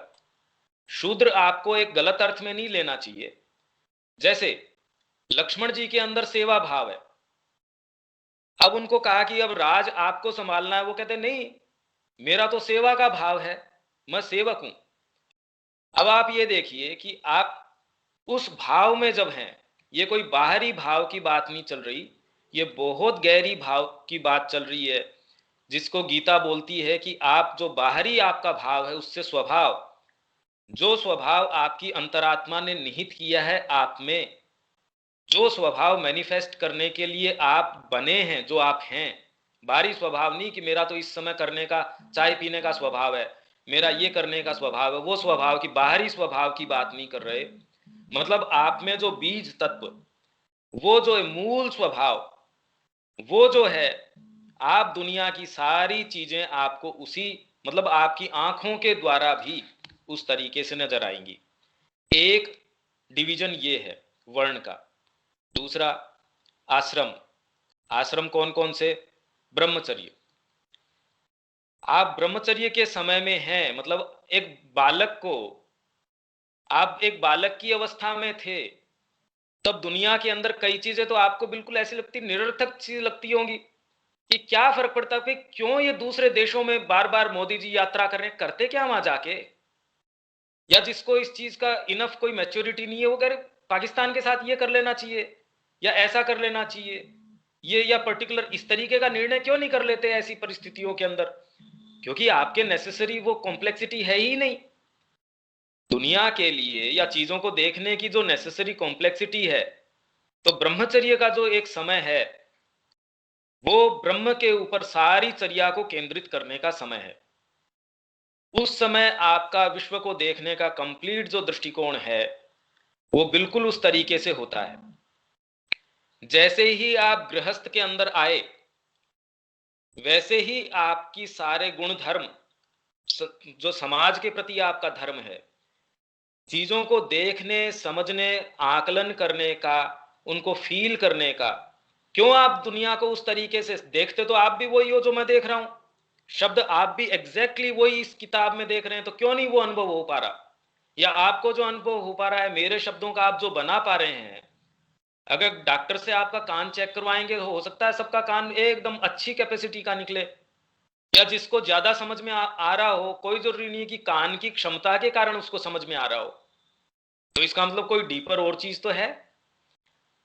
तो जब वो गृहस्थ के अंदर है तो दुनिया उसको एक बिल्कुल अलग गुणधर्म में नजर आएगी। फिर एक वानप्रस्थी है, उसको वैसी थोड़ी नजर आएगी जो एक ब्रह्मचारी को नजर आएगी। और फिर सन्यासी, सन्यास धर्म के अंदर वो है, उसके अंदर दुनिया का बिल्कुल स्वरूप चेंज हो जाएगा, और जिस तरीके से वो उसको देखे, सोचेगा, समझेगा, वो तो पहले वाले तीनों के साथ किसी के साथ नहीं हो सकता। अच्छा, अब इन चार और चार, दो तो गुण इसके वर्ण और आश्रम, इन चार के परम्यूटेशन कॉम्बिनेशन के साथ अगर ब्राह्मण है और वो ब्रह्मचर्य की अवस्था में है, या गृहस्थ की अवस्था में है, या वानप्रस्थी की अवस्था में है, या सन्यासी की अवस्था में, तो इन चारों के परम्यूटेशन कॉम्बिनेशन से ऑलरेडी आपके पास 16 विभाग बन गए प्रकृति के। तीसरा विभाग और जोड़ दिया जाए तो इसमें अर्थ, जो अर्थ की आशा से कि मेरे को इससे ये मिल जाए, मां के पास कोई गया, किसी जो लोग वहां जा रहे थे कुछ उनसे प्राप्त करने की आशा से, उसको वो वैसी नजर नहीं आएगी जैसा कोई जो उनको पूर्ण समर्पण कर चुका है। आंखों से तो नजर नहीं आ रही, आंखों से ये भेद आप कैसे पकड़ेंगे, किसी भी चीज से कैसे पकड़ पाएंगे? क्योंकि ये जो अर्थ का भाव है, फिर काम, आपको उसमें कोई इंटरेस्ट है, काम है, आपकी उसके अंदर डिजायर है, तो डिजायर आते ही देखिए आपकी आंखों के अंदर कैसे क्या क्या उतर जाता है। तो दुनिया क्या वैसी नजर आती है? तुरंत आंख में जैसे कोई चश्मा चढ़ गया हो और पूरी दुनिया अलग दिखने लगती है। तो आपके जैसे जितने भाव हैं, बाहरी आंतरिक, सारे बदल जाते हैं। फिर तीसरा धर्म कि भाई सही क्या है, और चौथा मोक्ष। चारों पुरुषार्थ हो गए। अब इन तीनों के कॉम्बिनेशन से कितने बन गए? 16 को 4 से गुणा करो, 64 बन गए। 64 विभाग हो गए ये। 4 आपके वर्ण, 4 आश्रम, 4 आपके पुरुषार्थ। तीनों के अगर आप परम्यूटेशन कॉम्बिनेशन करो तो आपको 64 विभाग तो ये हो गए। इसके अलावा आपकी प्रकृति सात्विक है कि आप सब चीजों में हार्मनी देखते हैं, भी मेरे फर्क नहीं पड़ता, मैं तकलीफ भी पालूंगा तो भी उसको मिल जाना चाहिए। पर एक तामसिक व्यक्ति तो ये कभी नहीं कहेगा मेरे को मिलना चाहिए, मेरे शरीर के अंदर ये होना चाहिए, मेरे परिवार के साथ। तो एक राजसिक व्यक्ति है जो समाज के अंदर जिस तरीके का प्रभाव एक तामसिक की बजाय राजसिक चेतना का होगा, और सात्विक चेतना बिल्कुल अलग तरीके से दुनिया को परसीव करेगी। अब 64 को 3 से गुणा कर लो, आपको कितने विभाग मिल गए? इस तरीके से 192 आपके ये तो मोटे मोटे विभाग हैं प्रकृति के, किस तरीके से आप दुनिया को ये छोटी छोटी जो चीजें हैं वो अफेक्ट कर रही हैं। पहले तो खाली अपने इस बात के बारे में कि आपको कुछ थोड़ा बहुत सेंस आ रहा है कि क्या हो रहा है, इस बारे में पहले तो बोलो, क्योंकि ये खाली ये एक छोटा पॉइंट है, इसके अलावा और बहुत पॉइंट हैं कि किस तरीके से आप जो दुनिया को देखते हो, एक कामी पुरुष को वैसी दुनिया कभी नजर नहीं आ सकती जैसी एक सन्यासी को नजर आ सकती है, एक ब्रह्मचारी को नजर आ सकती है। और इनकी भी चेतना की अलग अलग अवस्था में आप खुद अपने आप पे लागू कीजिए ना। आपको ये संसार, जब आप पजल्ड हैं, जब आपके अंदर कोई इस तरीके का रिपल्शन कोई चीज के प्रति है, आपके बुखार हो रही है, तो आपका मुंह का टेस्ट या दुनिया को लेके आपका टेस्ट जिस तरीके का है, वैसा ही आप एक अपनी इलेटेड, आपकी हाईएस्ट कंडीशन में है, टॉप मोस्ट कंडीशन में है, तो दुनिया वैसी थोड़ी कितनी फ्लावरी तरीके से नजर आती है।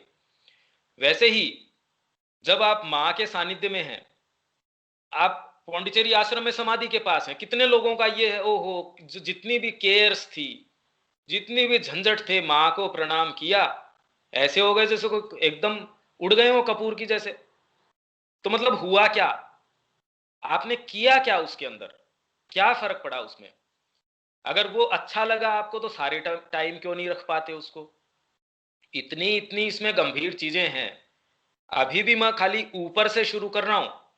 हम इंद्रियों से यहां तक वापस कैसे पहुंचते हैं, कैसे ये इंफॉर्मेशन फिल्टर होती है, कैसे आपका जो आंतरिक स्वभाव है, आपके वर्तमान गठन के बावजूद भी आप इस समय किसी एकदम लोएस्ट कंडीशन में हैं, तो भी किस तरीके से हम कहते हैं कि मां की मर्जी के बिना पत्ता भी नहीं हिलता। वो बात हम अपने वर्तमान जो गठन है हमारा, कि एक एक क्रिया, कि मैं अभी बोल रहा हूं, हाथ हिला रहा हूं, इसको भी मां किस तरीके से पूर्ण रूप से चला रही है। इस बात का अर्थ क्या है कि भगवान की मर्जी के बिना पत्ता तक भी नहीं हिलता। तो फिर प्रोग्रेशन का मतलब क्या हुआ? सेल्फ, आपका जो डिटर्मिनेशन है, विल है आपकी कि मेरे को कल ये करना है, उसका क्या अर्थ है? अगर भगवान ही सारी चीज आपकी हिला रहा है, तो फिर हम सोच समझ के कल बैठे करें, इसके लिए क्या स्थान है? ये बहुत तरीके के इश्यूज हैं कि हमारी आज का जो इंद्रियों का गठन है उसके माध्यम से होता क्या है। ये तो मैंने आपको टेम्परामेंट्स या प्रकृति बता दी कि ये ऐसे डिविजन्स हैं। 192 डिवीजन तो हमने गिन लिए। 4 डिवीजन आपके वर्ण के, 4 डिवीजन आपके आश्रम के, कि आपकी जो स्टेजेस है डेवलपमेंट की, सोल की, कि आंतरिक और बाहरी डेवलपमेंट की स्टेजेस हैं। आप किस चेतना के स्तर के ऊपर हो, उस आधार के ऊपर ये डिविजन्स है। वो डिविजन्स वास्तव में उसको धारण करती है कौन? आपकी जो सोल यहां मैनिफेस्ट करने के लिए आती है, वो एक सर्टेन बैलेंस, उसको जो अनुभव करना है, वो उस तरीके की परिस्थितियों का, उस तरीके की चीजों का वो ऑलरेडी एक खाका तैयार करती है, उसका एक प्रारूप तैयार करती है, वैसा निर्धारण करती है खुद का कि मेरे को पर्टिकुलर इस तरीके की कंडीशंस चाहिए। आपकी जो साइकिक जो ग्रो करता है, तो मोटे मोटे क्या हो गए? 4 वर्ण, 4 आश्रम, 4 पुरुषार्थ, तीनों के कॉम्बिनेशन करें, 4 गुणा 4 16 गुणा 4 64, और 3 आपके इसके अंदर मोड्स ऑफ नेचर, मतलब गुण, 3 गुण, 64 को 3 से गुणा कर लो, 192 में आपको ये विभाग मिल गए मोटे मोटे प्रकृतिगत। हालांकि जब गुरु की कृपा या गुरु का सानिध्य मिल जाता है, आप इनके बावजूद भी एक ऐसी चीज है जो सारों का आप इनको बाईपास कर जाते हो और एक नया तत्व उसमें शामिल हो जाता है। हो सकता है गुरु इन सारों को काम में लेके आपको आगे चलाएं, हो सकता है वो अपने तरीके से आगे चलाएं, वो कैसा क्या करेंगे वो एक बिल्कुल अलग विषय है। पर इससे आप ये तो पता कर सकते हैं कि निश्चित रूप से जिसमें ब्राह्मणत्व का तत्व है, वो जिस तरीके से जिसकी रुचि उसमें होगी, आपकी रुचि आज मां के शब्दों में है, पर एक कामी पुरुष है उसको तो दूसरी चीज में लगी रहेगी, अरे ये क्या है, और कोई दूसरा ये समझ रहा है अरे इसमें तो परमानंद की अनुभूति हो रही है। कौन सी चीज है जो उन दोनों को ले पा रही है? तो इन विभागों के आधार पे ये तो आप डेफिनेटली फील कर सकते हैं कि दुनिया के टचेज आप वो ही पुस्तक, वो ही टच, वो ही वातावरण, वो ही सारी चीज, वो ही भोजन, उसमें भी आप किस तरीके से उसको मेक आउट करते हैं वो आपके इस बेंट ऑफ योर नेचर के ऊपर डिपेंड करेगा। ये सारी चीजें या कम से कम मॉडिफाई उसको जरूर करेंगी। क्या इतनी बात तक हम सारे एक साथ हैं स्नेहा?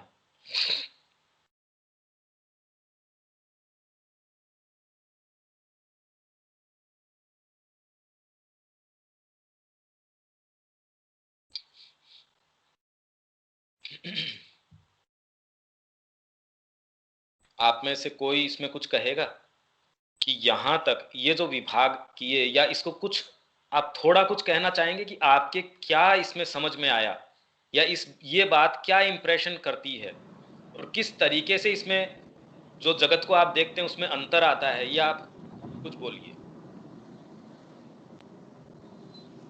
मैं बोलूंगा सब कुछ। हेलो जी बताइए खंडेलवाल जी। 67 साल की उम्र में पहली बार जितनी अच्छी तरीके से आपने ये विभाग बताए हैं इसके मेरे पास शब्द नहीं है।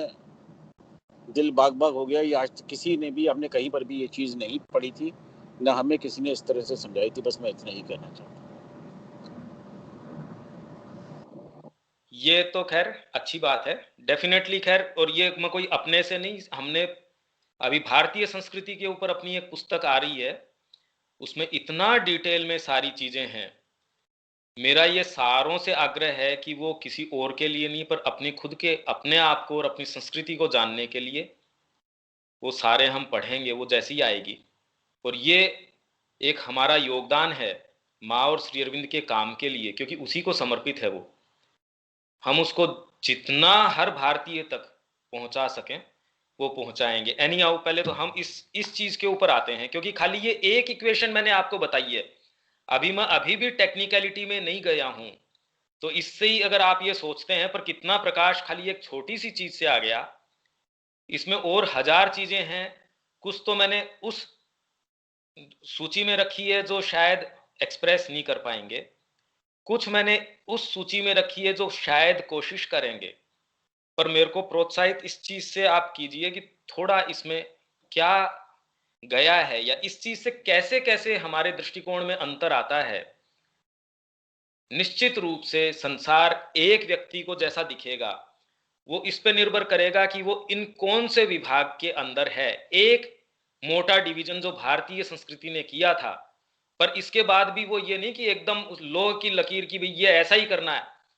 उसमें भी जो निर्णय होगा एक्चुअल में, राज्यसभा में अगर कोई निर्णय है तो वो गुरु बैठे हैं और वो देश, काल और पात्र, ब्राह्मण का एक धर्म है, पर ब्राह्मण इस टाइम संकट की स्थिति के अंदर है, या काल जो है युद्ध का काल चल रहा है, उस टाइम उसका जो धर्म एक पहले था आज उसका वो धर्म नहीं है, इसलिए आप पे वो चीज लागू नहीं हो सकती। तो इसलिए इन सारे विभागों को कंसीडर करते हुए निर्णय किया जाता था हर व्यक्ति का। और उसके बाद भी जो गुरु है वो फील करते थे अंदर से कि इसकी आत्मा का ये तकाजा है, क्योंकि सारी संस्कृति इस चीज की ओर थी। भाई ये बातें कौन करेगा, ये विभाग कौन सोचेगा जिसको यात्रा के ऊपर जाना है कि, और यात्रा में आप इस समय कहां हो, आप इस समय कौन सी गली नुक्कड़ कॉर्नर के ऊपर हो, वहां से आपको गाइड करेंगे कि लेफ्ट ले, राइट ले। अपने आप में कोई अच्छी और बुरी चीज थोड़ी है। तब वो कहेंगे कि आपको इस समय ये करना चाहिए। तो आपका देश, काल और पात्र, कि आप ये कर ही नहीं पाओगे। अरे ब्राह्मण है पर बेचारा भूख मर रहा है इस समय उसको ये है कि साहब मीट नहीं खाना चाहिए, अरे मर जाएगा वो 2 दिन के अंदर। तो इस समय उसके शरीर की रक्षा के लिए जो आवश्यक है, ये नियम नहीं है कि उसको मीट खाना चाहिए नहीं खाना चाहिए।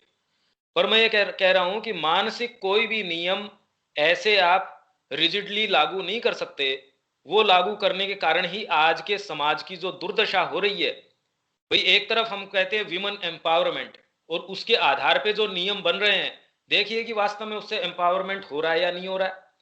या शिक्षा को लेके हम जिस तरीके के नियम बना देते हैं, क्योंकि हम काट देते हैं नियम बना के, जबकि वो चीज कट नहीं सकती। ये आसमान में मैं अंगुली से लाइन बनाऊं तो आसमान कट थोड़ी जाएगा, पर मेरे मन में मैंने उसको काट दिया, और उस आधार और धारणा के आधार पे अगर मैं आसमान से व्यवहार करना शुरू कर दूं तो बताइए कभी कोई प्रैक्टिकल वो कभी हो सकता है? पर इसी तरीके से हम काटते रहते हैं मानसिक विचारों से। तो ये कुछ एक इक्वेशन है, एक मोटा विभाग है, पर बहुत इंपॉर्टेंट विभाग है, जिसके आधार पे आप दुनिया को देखते, आकलन करते हैं। दुनिया आपको वैसी नजर आती है। जब आपको दुनिया इन चश्मों से नजर आएगी, इसका मतलब ये है कि आपको अगर नजर आ रही है, इसका मतलब वो आपका अंग है, किसी दूसरे का अंग हो ही नहीं सकता। इसलिए आप उसको मॉडिफाई कर सकते हैं। कैसे करेंगे वो एक सेकंड प्रश्न है। आपको अगर वो चीज दिख गई, आपकी चेतना में वो रजिस्टर कर गई, क्योंकि अगर एक बिल्ली यहां से गुजर रही है, वो मोबाइल के ऊपर ठोकर मार के उसको गिरा भी देगी, वो कभी ये जान भी नहीं पाएगी कि वो मोबाइल को टच करके गई है। मोबाइल शब्द ही उसके अराइज नहीं हो सकता। तो आपकी चेतना में अगर कोई चीज इंप्रेशन डाल के गई है, अच्छा बुरा कुछ भी, बाहरी तरीके से आंतरिक, क्योंकि मैंने पहले ही कह दिया कि आपकी चेतना में अति चेतन से लेके लोवेस्ट लेवल तक के इनपुट्स हैं, उनका सबका इनपुट है। इसीलिए माँ और श्री अरविंद ने सारी बात कही है। अगर उनको इन इनपुट्स का नहीं पता होता, कैसे बताते वो ये सारी श्रृंखला को? एक एक कड़ी दर कड़ी काम किया है, और वही हम चाहते हैं। हम इसको खाली की चेतना बहुत ऊंची चीज है, चेतना बदलनी चाहिए, पर चेतना क्या आपके पास आंखों के द्वारा आती कैसे है? माँ को फूल की जगह फूल नहीं नजर आता होगा क्या? या गेंदे का फूल गेंदा नजर नहीं आता होगा? या रोज जो है रोज नजर नहीं आता होगा? पर माँ को उसका रोज का बाहरी स्वरूप के साथ साथ वो तो उसको तुलसी है, वो तो कह रही डिवोशन है, ये उसकी आत्मा से भी वो तादात्म्य प्राप्त कर लेती हैं। तो बाहरी और आंतरिक। एक जो आपका साइंटिस्ट है, क्या वो चीजों का स्वाद नहीं ले पाता होगा कि मैंने नैनो टेक्नोलॉजी पढ़ ली और उसमें जो आपके जो नियम हैं भौतिक तत्व के वो भी बिल्कुल चेंज हो जाते हैं, तो क्या वो आइसक्रीम का मजा लेना बंद कर देता है? तो हमको इसमें खाली मेरा प्रयास ये है कि एक पर्सपेक्टिव हम इसका प्राप्त करें कि चीजें हम जो हवा में जो नाम लेते हैं, चेतना, ऊंची चेतना, नीची चेतना, अच्छा मेरे को महसूस हुआ, अनुभूति हुई, अनुभूति क्या, प्रेरणा क्या, थोड़ा सा उसके बारे में एक पर्सपेक्टिव क्लियर हो जाए और ये हम समझें कि जटिलता बहुत ज्यादा है और हम एक बेटर ग्राह्यता की कंडीशन में होंगे। हमारा जो इंस्ट्रूमेंट है, जो इंटेलिजेंस है, इससे वो और चीजों को ग्रहण कर पाएगी। आपके जो रिसेप्टर्स हैं, माँ को पढ़ते समय, श्री अरविंद को पढ़ते समय, एक तो सबसे पहले तुरंत में शुरू में आप देखते थे कि आप समझ रहे हैं, अब देख रहे हैं कि इतनी सतह पे आप चीजों को नहीं समझ सकते। तो दुनिया को भी आप जिस तरीके से देखते हैं, पहले आपका जितना आग्रह था, देखिए मूर्ख व्यक्ति जो है उसका आग्रह जबरदस्त रहता है कि मैं जो देख रहा हूं वो बिल्कुल ठीक है, पर जैसे जैसे आपके ये विचार होने शुरू हो जाते हैं, आप कहते हैं भाई ये चीज भी कंसीडर करो, आप ये नियम नहीं बना सकते। बेवकूफ आदमी तो क्या कहेगा, जैसे मैं कि उसने ये किया, उसका अगर चोरी करी हाथ काट डालो, ये किया उसको फांसी की सजा दे दो। दूसरा कहता है अरे पहले ये तो देखो, वो चोरी करी, बेचारे की माँ उसकी बेड रिडन है, उसके पास पैसा नहीं है, क्या करे वो, अभी मजबूरन उसने ऐसा किया, तुरंत एक कंसिडरेशन आ गया, बुद्धि ने उसमें रिफ्लेक्ट करके एक नई तत्व को प्रवेश करवा दिया। वैसे ही ये सारे तत्वों का जब हम प्रवेश करेंगे तो धीरे धीरे हम जान जाएंगे कि हम कहाँ हैं और परमात्मा जो जिस तरीके से कर रहा है वो क्यों ऐसा कर रहा है। धीरे धीरे हम एक बेटर कंडीशन में होंगे। पूरा जान जाएंगे ये तो कोई भी नहीं कह सकता, पर कुछ भी नहीं जान जाएंगे उससे तो बेटर होंगे। अभी तो हम नोवेयर हैं, हम समवेयर तो होंगे, अभी तो हम बिल्कुल कहीं भी नहीं है। तो इससे नीचे गिरने की हमारे लिए कोई संभावना नहीं है। हम जिस कंडीशन में हैं उससे ज्यादा नीचे हम गिर नहीं सकते, इससे ज्यादा इग्नोरेंस में, बेवकूफी में हम हो नहीं सकते। तो हमारे लिए कोई डरने की किसी के लिए भी बात नहीं है। हमारे लिए तो आगे से आगे नए क्षितिज खुले हुए हैं, संभावनाएं पॉजिटिव हो सकती है। भाई इससे नीचे आप क्या गिर सकते हो, इससे ज्यादा बेवकूफ और क्या हो सकते हो, जिसको शरीर का ही, हमारे शरीर की जो शक्तियां हैं, आंखों के द्वारा आप क्या क्या कर सकते हो, ओकल्ट नेत्र भी हो सकते हैं, उनके द्वारा क्या क्या कर सकते हो। आप कानों के द्वारा किस संगीत का रसास्वादन कर सकते हो? कान होने के बाद भी आप क्या कर थोड़ी सकते हो? आंखें अपने सारों के पास है, ये टेक्स्ट हमारे पास पड़ा है, क्या कर लेंगे हम इसका? सावित्री हमारे पास है, श्री अरविंद को, माँ को जो उसमें अनुभव थे या जिन जगतों का उन्होंने उसमें वर्णन किया, हम कितना का अप्रिशिएट कर पाते हैं। अब इसमें पहले तो हम, क्योंकि नई जो चीजें हैं वो तो बहुत मुश्किल हैं, एक ही चीज इसमें एक इक्वेशन देने में इतना समय लगा है, इसमें कोई बात या कोई चीज हो पहले वो इसी को अपन तो समेट लेते हैं, पर इससे किस तरीके से हम जगत को देखते हैं उसमें मॉडिफिकेशंस होते हैं, वो इंपॉर्टेंट है। एक तरीका ये है, इसमें आप एक एक करके बोलना शुरू कीजिए। मैं बोलूं पंकज भाई? हाँ कीर्ति, हाँ हाँ, आपने जो था उसमें क्लैरिटी आ गई है। मैं बहुत शॉर्ट में सम अप कर देती हूँ ताकि ये संभावना ना रहे कि मैंने अभी भी कुछ गलत, मतलब गलतियां तो होंगी पर फिर भी, कि आपका था कि जो आपकी चेतना है उसी से आप संपर्क में आ सकते हैं, मुद्दा ये था। तो जो आपने ये 192 का आंकड़ा बताया है, इसका रिलेशनशिप पहली दफा समझ आया है कि चेतना हम समझते थे, आपने ठीक कहा था, पता नहीं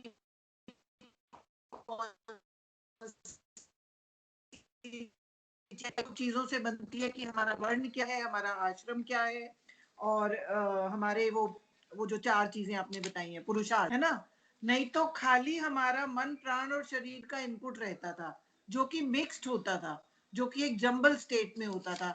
अब आपने जो ये चीज से हमें अवगत कराया है तो श्योरली चेतना में एक पैनापन आएगा कि मेरा वर्ण क्या है, मेरा आश्रम क्या है, और क्या मैं पुरुषार्थ की कौन सी स्टेज है।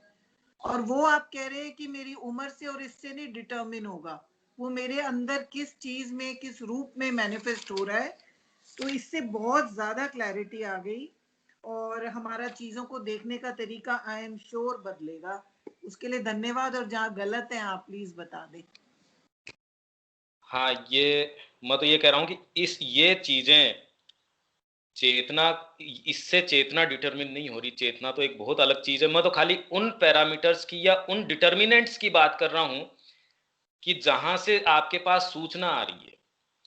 जैसे आपको बाहरी जगत से कोई भी सूचना मिली, भाई हम तो इसके ऊपर जाना चाह रहे हैं कि आप सूचनाएं कहां से ग्रहण करते हैं, क्योंकि आप कह रहे हैं कोई समस्या है, कोई चीज के संपर्क में आप आते हैं, तो हम सामान्यतः कैसे माने कि हम किसके संपर्क में कैसे आते हैं? आंखों के द्वारा, टच के द्वारा, या हमारी जो बाह्य इंद्रियां हैं।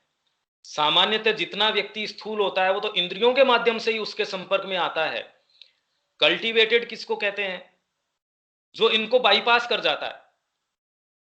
देखिए कलाकृति के अंदर, कला के अंदर क्या होता है कि शुरू के अंदर उसको बताया जाता है कि आप हूबहू एक इस तरीके की फोटो बना दो, पर अगर फोटो बनाना ही आर्ट होती तब तो एक कैमरा बहुत अच्छा काम कर सकता था, एक आर्टिस्ट से मच बेटर, और इतनी मेहनत ही नहीं लगती उसके अंदर। हर जने की पॉकेट के अंदर आज वो डिवाइस रखा हुआ है, तो कला क्या करे? अब मैं इसका एक उदाहरण आपको फिर से एक उदाहरण देता हूं, और इसके ऊपर आप अपना चेतना शब्द छोड़ दीजिए, आप अपना आंतरिक विकास के आधार के ऊपर उसका आकलन करेंगे। मैंने ये उदाहरण पहले भी दिया था। एक पिक्चर, एक पेंटिंग बनाई मैंने। एक पक्षी पिंजरे के अंदर है, पिंजरे का दरवाजा खुला है, वो दरवाजे से पक्षी, एक प्रकाश, एक अंधेरी कोठरी में एक प्रकाश उधर से आ रहा है, वो बीम जो जो रेज है वो आपको नजर आ रही है, पक्षी उस प्रकाश की तरफ उड़ के जा रहा है। कोई भी आदमी एकदम ही महामूर्ख न हो, जिसको बेचारे को इलिटरेट या कुछ भी उसको अकल हो ही नहीं, या मन का जिसके अंदर थोड़ा बहुत भी कोई नहीं हो, वो तो ये कहेगा कि पक्षी उड़ के जा रहा है। ठीक बात, आपकी फिजिकल आई को तो ये नजर आ रही है, पर हम में से ये सुनते ही हमने किसी ने भी पक्षी के पंख या डिटेल के ऊपर कोई आग्रह नहीं किया। हम जितने भी जने बैठे हैं तुरंत उसके अंदर उसका हमने ट्रांसलेशन किस चीज से किया? हमारी किसी भी सेंस ऑर्गन से हमने ये ट्रांसलेशन नहीं किया। ये उदाहरण कितना एक तुरंत जीवंत उदाहरण है कि उस बात के, अब उस विचार, हम उस विचार के, जिस जिस विचार के कंसेप्शन के आधार पे हमने इस चित्र को, जो मैंने अभी कहा, हम कैसे समझे, उसको समझने के तरीके की हर जो जीव है, भाई आप अपने सोसाइटी के अंदर हैं, कोई व्यक्ति उस चीज से इतना प्रताड़ित है या अपनी जो कंडीशंस है, बाउंड जो कंडीशंस हैं, कोई जो सांसारिक व्यक्ति है वो भी तुरंत कह देगा हाँ यार चारों तरफ झंझट है, कितनी सारी चीजें करने की हॉबीज हैं, वो कर नहीं पाते। अरे भाई छुट्टी मिली, रिलीज मिली, एटलीस्ट कम से कम मैं जो वो काम करता हूं ऑफिस के अंदर उससे 2 दिन की छुट्टी मिली, तो जो एक बिल्कुल घोर रूप से उसके अंदर बैठा हुआ आदमी है वो उसको उस तरीके की रिलीज से ट्रांसलेट कर लेगा। दूसरा जो थोड़ा सा साइकोलॉजिकली कल्टीवेटेड आदमी है, वो किस चीज से, कि यार कितना लिमिटेड एग्जिस्टेंस है अपनी, चीजों के रहस्य को जानना पाते हैं, जानना चाहते हैं, जान नहीं पाते। हम इससे ज्यादा कितनी मतलब साहित्य पढ़ते हैं, क्यों हमको साइंस फिक्शंस या मूवीज इतनी पसंद आती हैं, क्योंकि हम अपने जो बंधन हैं उनसे मुक्त हो जाते हैं उस कुछ समय, और हमको अच्छा लगता है एटलीस्ट कम से कम देखने को तो मुक्त हुए हम। या वही हार्ड फैक्ट्स ऑफ लाइफ जो मूवी दिखाती हैं, आप कितना पसंद करोगे, उनको अच्छी नहीं लगती। वही साहित्य आपको जो बिल्कुल प्रेरित कर देता है। दूसरा कहता है कि ये प्रैक्टिकल नहीं है, तो भी आप कहते हैं क्या फर्क पड़ता है प्रैक्टिकल है या नहीं है। भी रामायण की या जितनी भी कथा कहानियां हैं, आपकी जो हार्ड फैक्ट्स जो आर्टिकल रोज अखबार में आते हैं उनका इंप्रेशन पड़ता है, या आपके जो ये जो चीजें जो आप कहते हो कपोल कल्पना है, वो तो पूरी संस्कृति को एकदम हवा में रखता है। उसकी तो इमेजिनेशन को, आज भरत जी का चरित्र है वो आपको आसमान में रखता है, राम का चरित्र है, सीता का चरित्र है। अब उसकी बजाय आप तो कहते ये तो काल्पनिक है। अब अच्छी बात, अभी काल्पनिक है तो क्या फर्क पड़ता है। तो आपके even aesthetic sense, ethical sense अगर ये थोड़ा सा डेवलप्ड हो तो आप क्या कहेंगे कि जो आपकी एग्जिस्टेंस कितनी छोटी है। अरे कल्पना आपकी छोटी है, आप सोचना चाहें, आपकी बाहरी बाध्यता तो हो सकती है, आपको पकड़ के जेल में तो कोई डाल सकता है, कल्पना तो आपकी नहीं रोक सकता। फिर भी आप अगर साहित्य लिखें, कितना ऊंचा साहित्य लिख सकेंगे। आपकी कल्पना के ऊपर तो द्वार बंद हैं, आपकी सोच पे, समझ पे, सुरुचि के द्वार बंद हैं।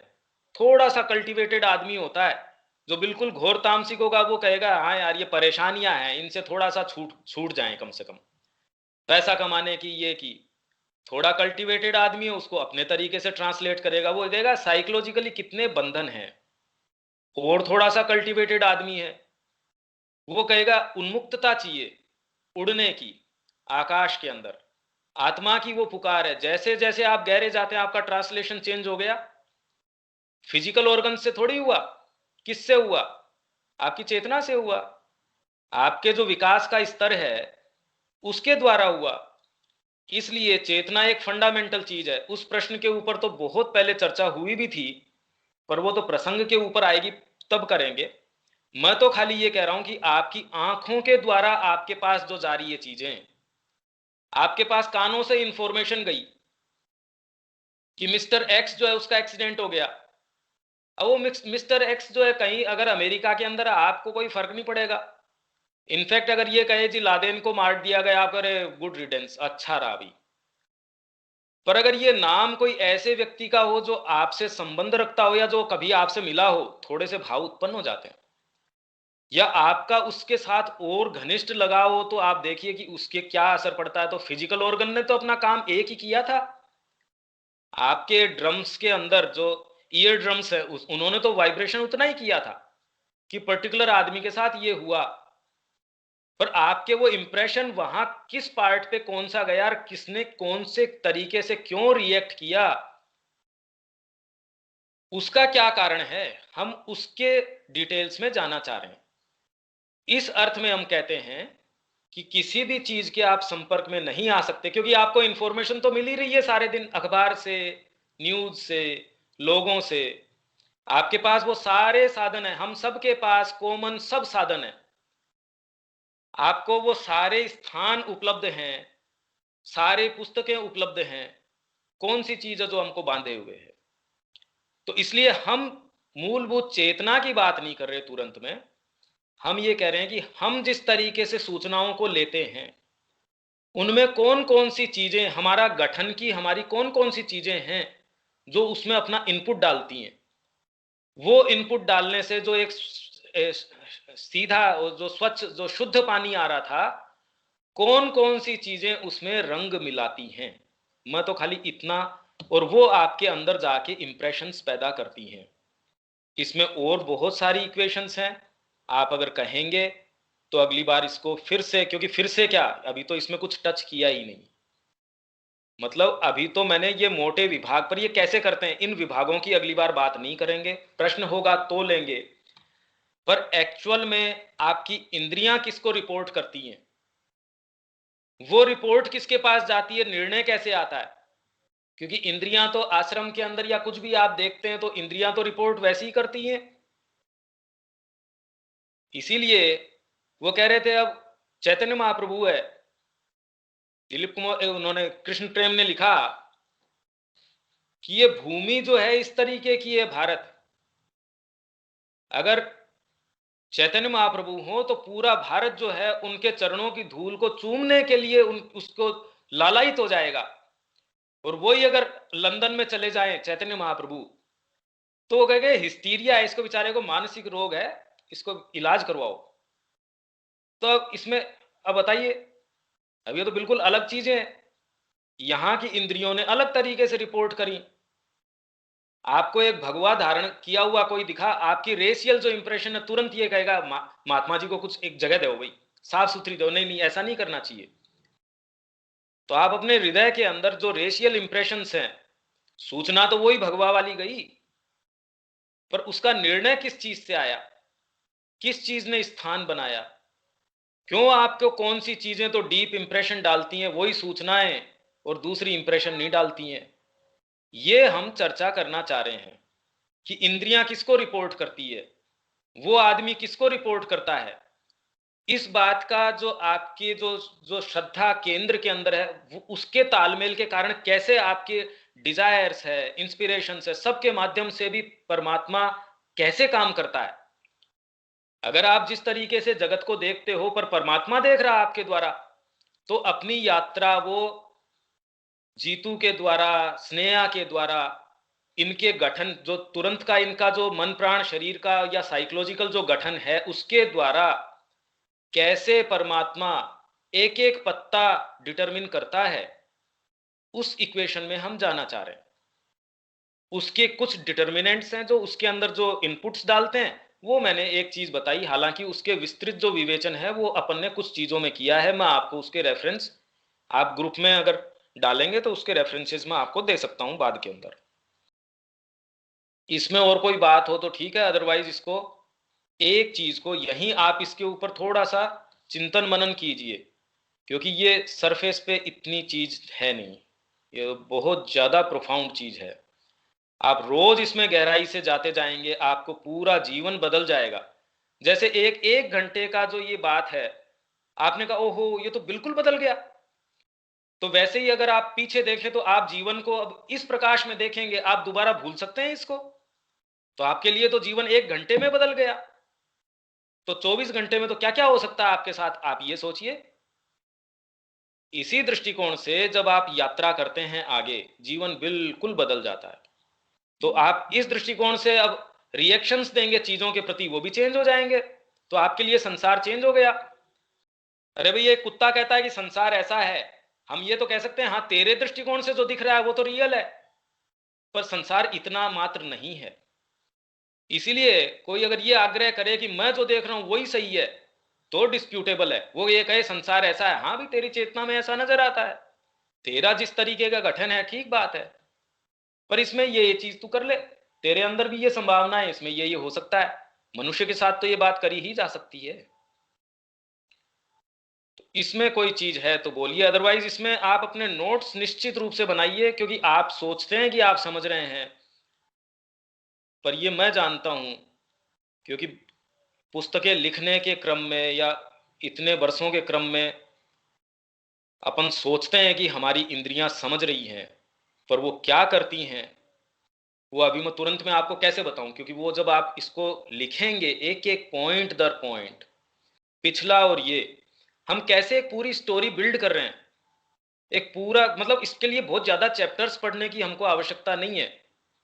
एक जगह से भी हम देखेंगे तो पूरा एक, हम जिस जगह खड़े हैं उसके चारों तरफ की भूमि कितनी साफ होती जा रही है, हमारे होराइजन्स क्लियर होते जा रहे हैं, उसको पकड़ के चलेंगे तो भी एक, तो इसमें यहां से हम शुरू करें और देखें हमारे लिए इसका क्या मीनिंग है, इसको यहीं हम छोड़ सकते हैं अगर कोई बात न हो तो। स्नेहा।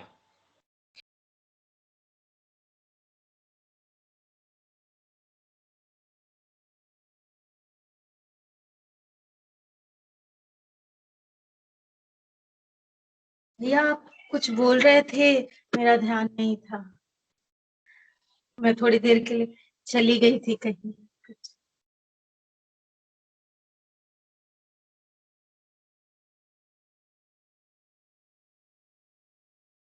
मैं ये कह रहा हूं इसमें कोई बात अगर नहीं है तो इसको यहीं वाइंड अप कर सकते हैं।